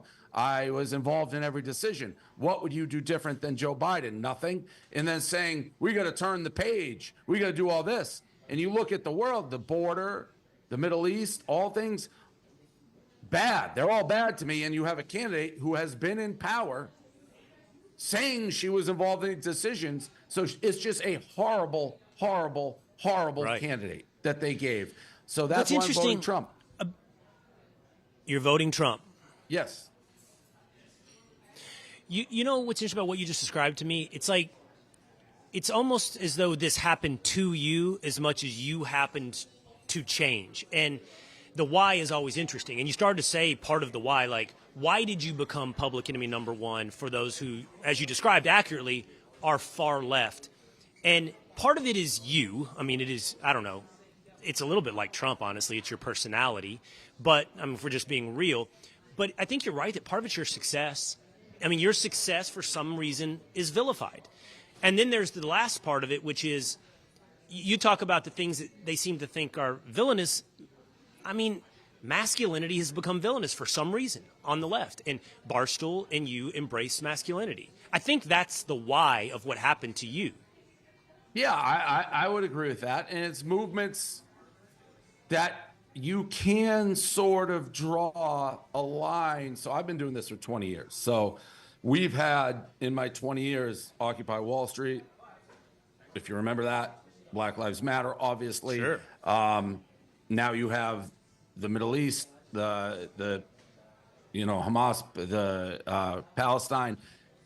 There's real issues in all those issues, and there's supporters of those issues with real causes. And then I firmly believe you have a group of people who are serial protesters and hate America.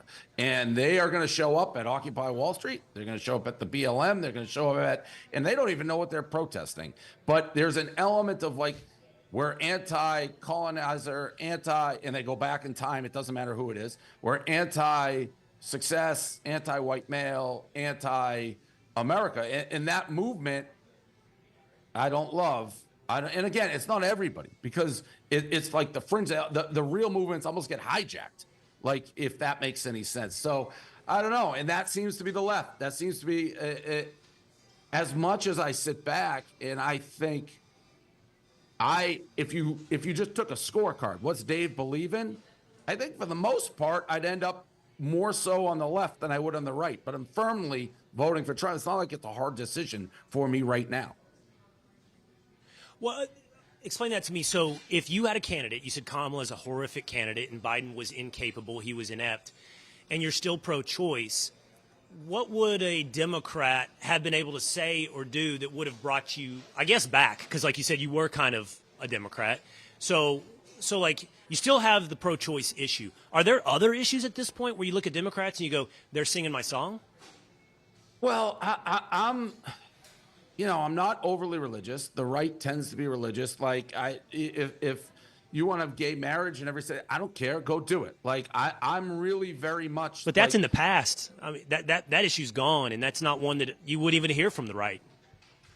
Well, I guess it depends what, like, state you're in. No, not anymore. It's you think the entire right's just like totally fine with that? No. Well, no, I just think that issue's gone. There's two different issues here. Are you fine with it on an individual basis? And as you point out, if you talk to some very religious people, they may tell you no, and that may cause Dave Portnoy to go, well, I'm not with you. But it's not an issue that's going to actually be on the ballot anymore. It's passed. Yeah, yeah. I guess it's how I look socially at the world. Like, and again, I look at it very much, and like, I want the government to stay out of my business almost on everything. And I feel like the parties kind of crisscross. Sometimes the right wants the government out. Sometimes they want them in, and the same with the left. And I want it out on everything. I want, like, as much individual, let the person do whatever they want across the board. That's kind of how I look at the world. Well, I would be curious, Dave, and seriously, like, I would hope that you and I have a relationship well into the future. And if there ever is a situation where you're like, no, now I'm back on the left, what I will be interested in the conversation having with you at that point is, how does that party anymore, which is about infiltrating your life on every level, right? From economics to sports even. I mean, there's government interference in everything that is embodied by the left. And it's just become more of a machine. They say save our democracy. They mean save our bureaucracy. And I mean that. And I want to have that conversation with you when that day comes. Let's take weed. Well, here is a Democrat. Well, let's take weed. Right. Like, I want to say I feel totally strongly one way or the other.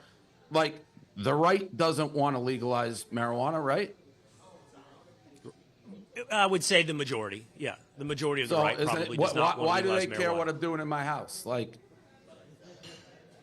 and that's an example, to your point, of where you could say the right wants to regulate one aspect of your life.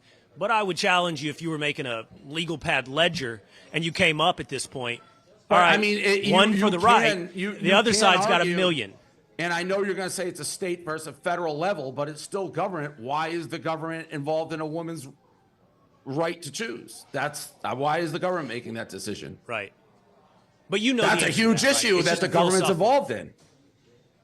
But you know the answer to that as well, right? I mean, like, that's the answer to that is simply if you believe you're protecting another right. That's the right to life of an individual. And then you get into the religious or philosophical debate about when does life begin. It's never – the truth is, Dave, that is not about women. Like, if you meet somebody on the right that is pro-life, it's not some desire or reduction into I want to control women. It's like you know what, woman? You can smoke weed. I don't care what you do. But if you have another life inside of you, I have to have rights to protect that life. And so, for example, Correct. you probably wouldn't be for a pregnant woman, smoking meth throughout her pregnancy. And then you'd say, well, why? Why would I not? I'd want to outlaw a woman Correct, smoking but meth if you throughout her ask that pregnancy. if you ask that question, meth during pregnancy, I think 99% of the 99.9 is going to say, yeah, you can't do it. When you have an issue where you have intelligent minds, I consider myself an intelligent mind, you an intelligent minds disagreeing 50-50,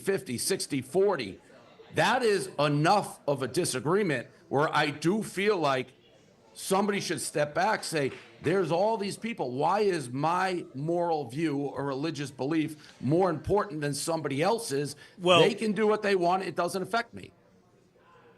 Well, the answer to that, and I don't want to have this debate because that's the deep debate about when life begins, is that you have to protect the people that can't speak for themselves. In that case, they're talking about the child. But I saw you tweet during Roe v. Wade, but you know what you just described is what we have now. By repealing Roe v. Wade, what you did is turn it back into that 60-40, 50-50 issue to be decided by democracy on a state-to-state level. But there will be people in this country, and if you're in a state that you lose that right, and you're poor or whatever, you can't go. Again, it's a deep debate. My general point of view, if enough of the country intelligently disagrees with each other, there is logic. There's no issue where 50% believe one and 50 believe the other, where it's like this election where everyone's idiots. So then let the people decide their way and you stay out of it. That's how I kind of look at everything. I hear you.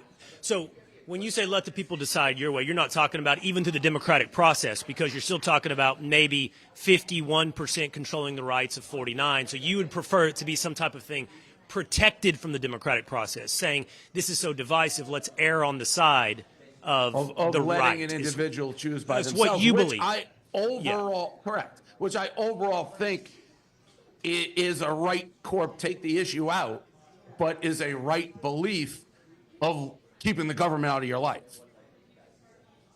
Right. All right, setting aside the ratings winner that always is abortion. Yeah. I'm sure I'm going to have hate now. I'm going to get a million hate. I'm going to go vote for Trump. I'm going to get No, but hate. we're having a... Yeah. I know you don't fair. care. This I is think how you don't people care. should You bring it discuss up. it. Do you care? You bring it up. Do you actually care that people get mad at you? You kind of do if I think about it. Like, you definitely don't alter who you are. You stay with you, but you make freaking champagne bottles with your hate. Yeah, it so depends. You kind of do There's care about the hate.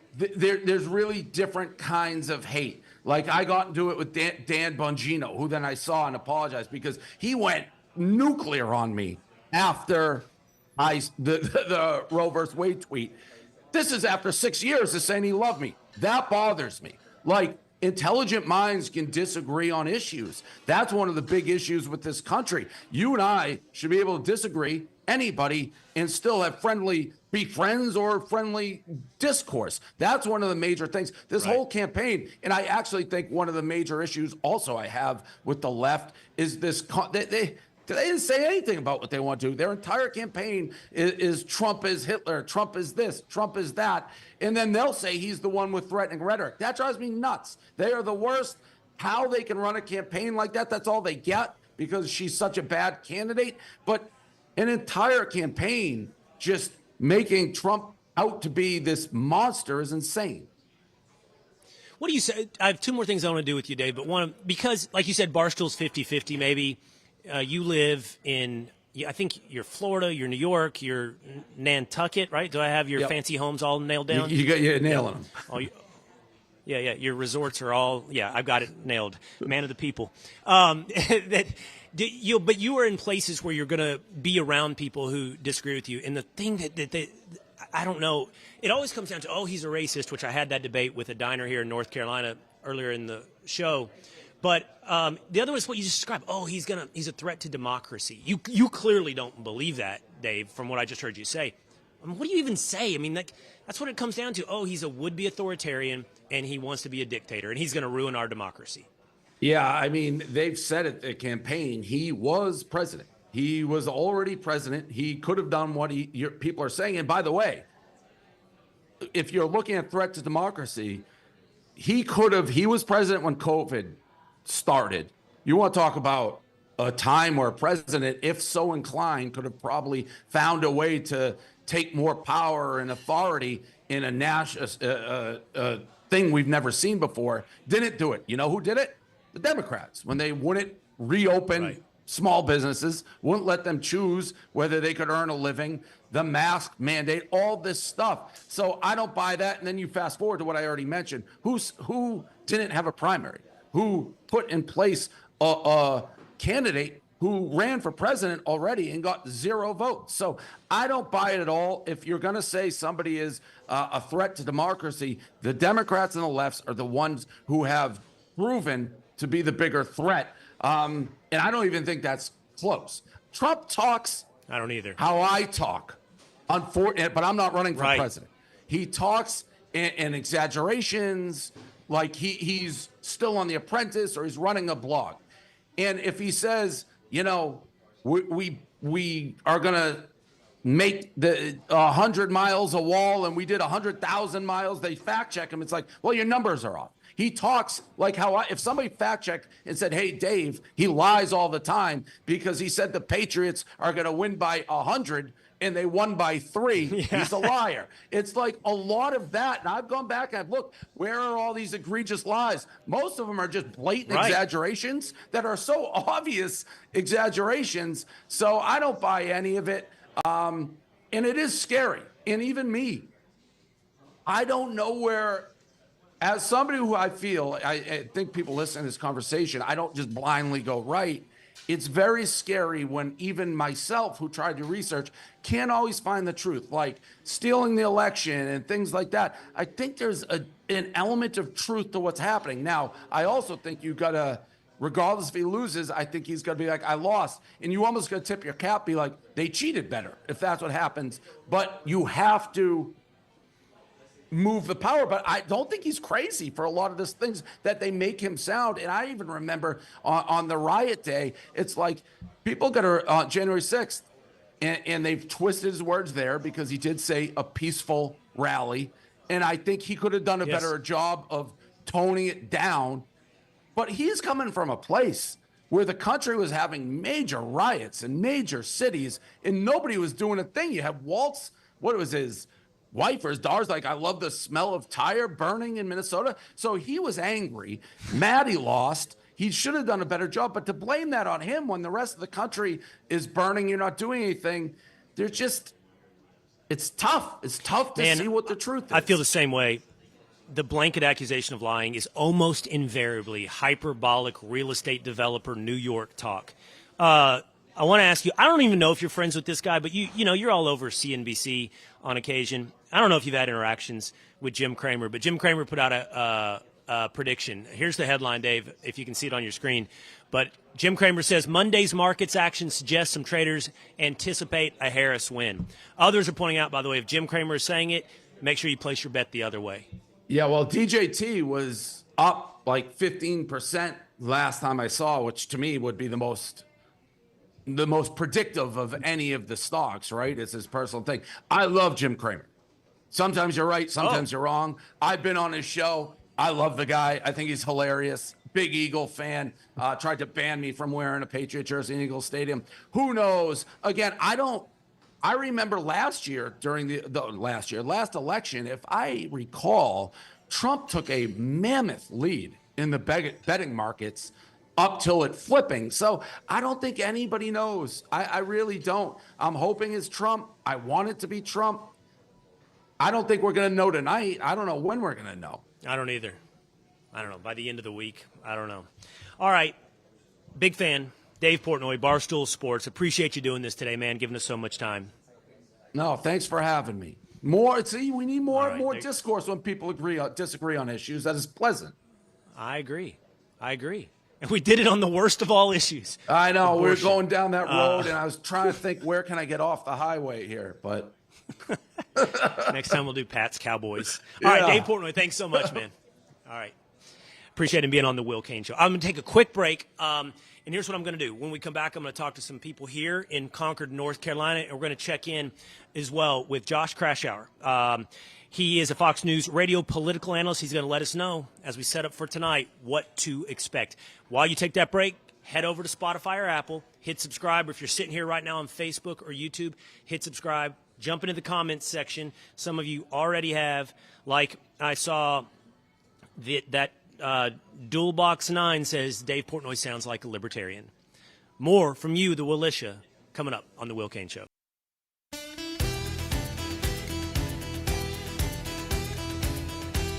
What are people feeling here in the battleground state of North Carolina? What are people feeling all across the country? In just a moment, we're going to be speaking with Fox News radio analyst Josh Kraushaar to break down where we are as we head into the night of the race for the president. But before we do that, I want to invite a few people over. First of all, Alex, come on over here, Alex. Alex is the manager of the Sweet Spot here in Concord, North Carolina. I've been hanging out with Alex all morning. Thanks for having us here. I appreciate it. All right, you got to talk straight into the microphone, lean in like we're boyfriends, and so this directional mic picks up what you have to say. So this morning when we were together, this place was full of people supporting Donald Trump.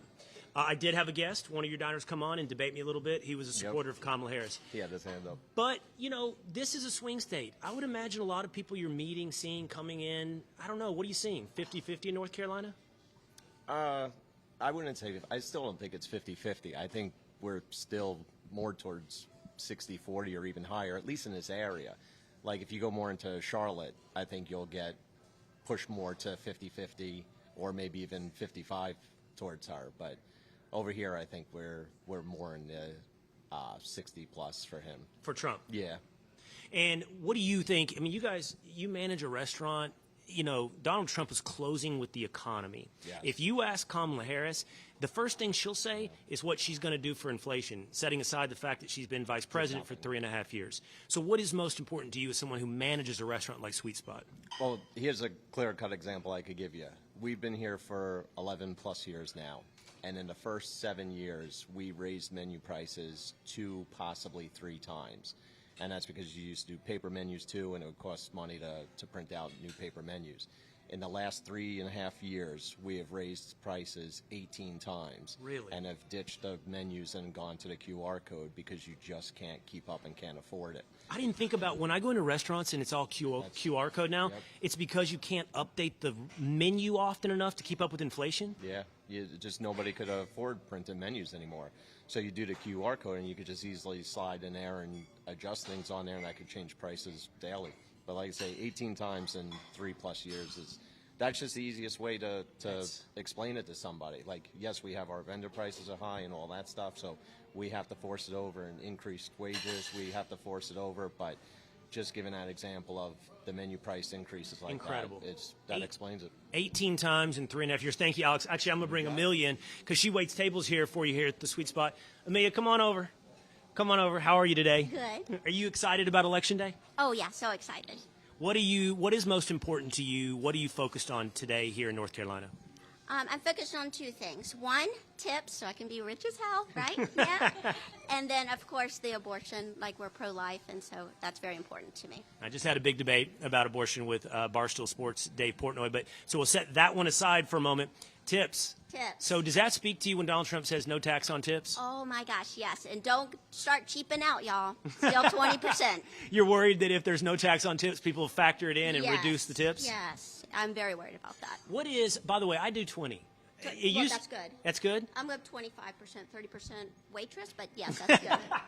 It used to be 15 was good service. Everybody's like, okay, 15, that's what we do. But now if you put 15, you're like, it's an insult to the waiter or waitress. It is. It is. 13%, 9%, anything under 20s, and so unless I sucked, and then that's okay. And what does 20 say? Just par for the course now? So if you're really good, I got to go to 25? 25, 30, 40, 50, like all that's good. And no, do not reduce it just because she may, Yeah. depending on the results of today and this week, have no tax on tips. That's right. No, because I want to be rich as hell. Okay, thank you, Amelia. Appreciate you. There's some diners, there's some, not diners, but workers here at the Sweet Spot in Concord, North Carolina. Okay, so we're down to the final stretch here on the Will Cain Show, the final 12 minutes of this 2-hour expanded jumbo edition. We've had a huge show. Buck Sexton, Clay Travis. John Ashbrook from the Ruthless podcast, Dave Portnoy from Barstool Sports, former Speaker of the House Kevin McCarthy. We're going to be having big shows all week long. We're working on Stephen A. Smith coming in and reacting to election results a little bit later this week. We'll have Brett Baer, Bill Hemmer, and many, many more. So subscribe on Apple or Spotify, also here on YouTube or Facebook where you're watching now live. Apparently our numbers are huge right now as we're speaking. Also, our comment section is full. It's been hard to keep up with. I want to bring you into the show. I'm at this diner today, so it's a little harder for me to bring all my technology in. Tomorrow I'll be back in my studio of The Will Cain Show, and we're going to bring you in, the Willisha. That's right, Sam, my producer on Fox Friends. She doesn't like that you are the Willisha, but you are. You are the Willisha. All right, now, in order to set us up for tonight, in the final 10 minutes, I want to bring in Josh Kraushaar. He is the Fox News radio political analyst. Josh knows what he's talking about. I'm sure, Josh, you've been in on early returns, early balloting, early voting. And while we're not talking polling on Election Day, while people are literally voting, we do know some things about the way people have already voted. What does it tell you today about the race for president? Well, look, what we're learning is that Republicans are finding it much more comfortable to vote ahead of Election Day, and there's very strong turnout in many of the biggest battleground states across the board where Republicans are showing up, the voters that Republicans need to show up, the people who may not show up for your average election but want to show up for Donald Trump, they are turning out according to a lot of the early analyses of that early vote. So that is encouraging the Trump campaign. But I do caution your listeners that we don't know what Election Day turnout's going to look like. That's the big X factor. We don't know how much of that early vote is coming from voters who otherwise would have already voted, on Election Day. So there's a lot of known unknowns, to quote the late Don Rumsfeld. We're going to be monitoring the results as they come in. I think we'll get a pretty good sense of things on the early side. Will, you're in one of the more important states because North Carolina, their polls close early. They count their votes fast. If Trump locks down North Carolina, it's probably a good sign of where a lot of the other southern Sun Belt battlegrounds are going. If Harris can pick off North Carolina, or if it's really close, that would be a sign that she maybe has opened up some other pathways to getting to 270 and winning the election. So North Carolina is just a big state to watch. I want to do this with you in just a moment. We're going to set up the dominoes that may fall over tonight so that we can anticipate what will happen. But I'm listening to you talk about early returns, and every objective analysis that I have seen, Josh, would paint early returns in Georgia, in North Carolina, in Nevada, in Pennsylvania as very, and I think very is a fair qualifier here, very encouraging for Republicans. But there are two things that could happen, and I want you to correct me if this is wrong. As you point out, what happens on Election Day? But Democrats do not have a history of winning Election Day. So if they're tasked with making up grounds today, that would be ahistorical. And second is, well, what happens, though, to the independents, right? So we know how many Republicans early voted. We know how many Democrats early voted. But what about the independents and which way that breaks, Harris or Trump? Those are crucial points, Will. And to point number one, we know that historically it's the Democrats that turn out early and they try to bank their votes as quickly as they can. But that said, 2020 was a pandemic year. So I hate to fully extrapolate and try to make apples to apples comparisons from 2020 to 2024 because, look, a lot of voters, especially Democrats, were worried, didn't want to show up at a polling place, so they mailed in their ballot. They may have voted early when it wasn't as crowded. We don't have that same situation this time around. And the rules in some of the states have changed. Like Nevada now allows for mail-in ballots. They changed the rules. They changed the way people vote. So there is a little bit of apples to oranges in a lot of the states. So I caution not to get too hung up on the early vote count. I think it's encouraging for Republicans, not just because Republicans are showing up, but because the turnout among Democrats, like you mentioned, Will, it's down. So that you can look at those elements and say that's an encouraging sign, but there's still a lot of known unknowns that make it hard to make any kind of firm predictions. As far as the independent vote goes, I mean that is the big X factor, and the Harris campaign is hoping and looking at some polls to make their case that a lot of the independent voters may be tilting their way, and that's in a close race where you have partisans showing up in equal numbers and the independents are the wild card. That's going to make the difference in these key battleground states that are very, very close. I'm going to guess now, and you tell me if you like my guess or not.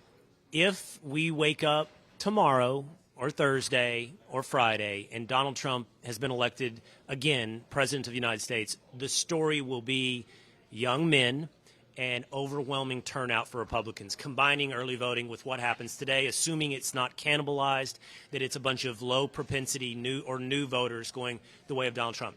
First, on Donald Trump, I would assume that would be the story, Josh. If he wins, it's going to be about young men and overwhelming turnout.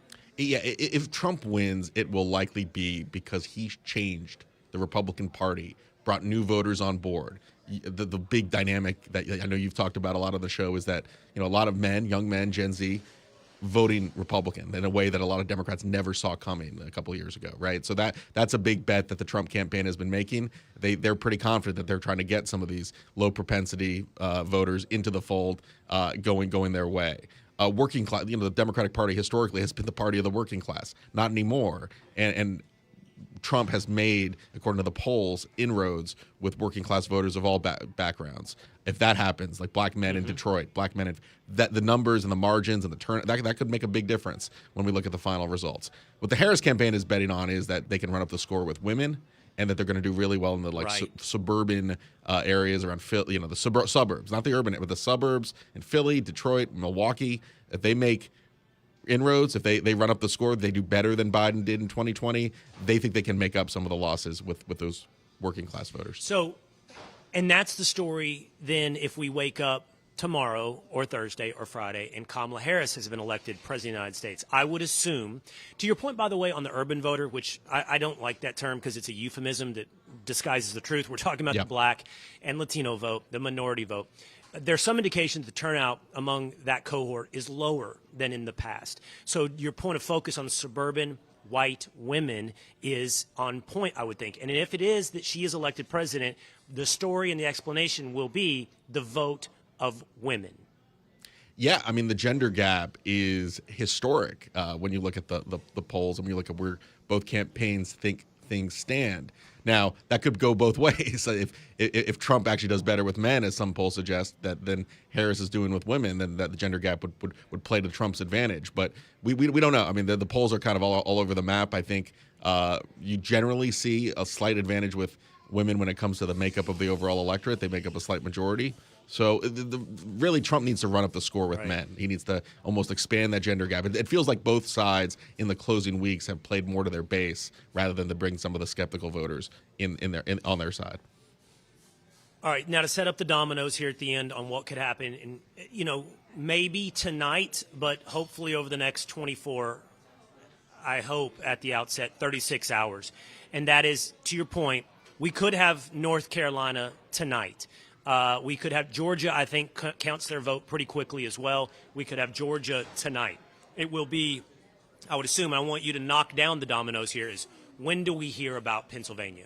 Well, look, this reminds me of like watching the final week of the NFL season where you see which each side needs help, if they can control their own destiny, or whether they need help from other states, or you know, you need to end up needing to sweep, in the case of the Harris campaign, to sweep those blue wall states if things don't look good in the early reporting states like North Carolina and Georgia. So in terms of the timeline, Will, I mean, I'm looking closely at North Carolina. If Harris ends up doing well there, or ends up, you know, winning even North Carolina, that means she doesn't need to win potentially all three of the Midwestern states. That would open up a lot of pathways for her. But if North Carolina goes Trump, if Georgia goes Trump, if we see go westward and the numbers look good for Trump out west, Nevada, Arizona coming on board, then that means there's a lot of pressure for Harris. She's got to run the table. She's got to run the table in Michigan, Pennsylvania, and Wisconsin.